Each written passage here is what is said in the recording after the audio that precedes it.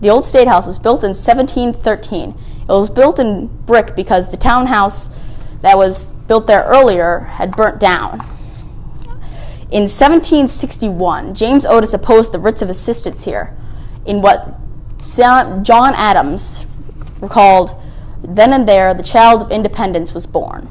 Later, in 1766, a viewing gallery was installed in the old State House. This was the first time in history that the general public could watch their government at work. However, the patriots used this just for more than just viewing.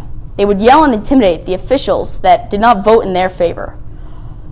During the Revolution, the British occupied the old State House as a sign of dominance over the colonies. The tables were turned, however, after the Revolution, when the Declaration of Independence was read from the balcony to the crowds below. Until 1882, until 1789, the new government was placed there. Until the new State House, the Massachusetts State House, was put here at 1789. Until 1882, the old State House was used for a variety of things, until the town proposed tearing it down to widen the street. The Bostonian Society bought the building and repurposed it as a museum, where it stands to this day. The Boston Massacre happened outside of the old State House.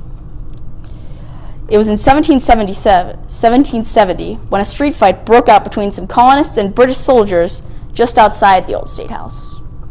7 people were killed, and the spot of the Boston Massacre is marked in stone in front of the old State House. In late September of 2014, a time capsule was discovered at the head of the lion that was on the old State House.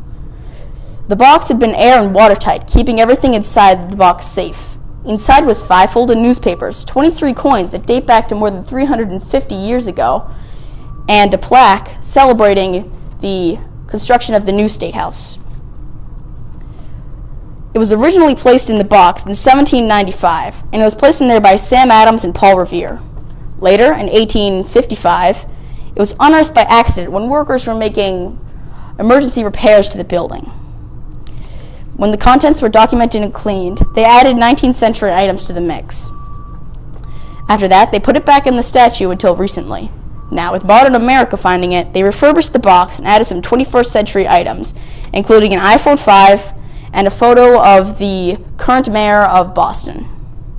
They refurbished the statues to put in and documented the items for all future generations to see. Yay. Great.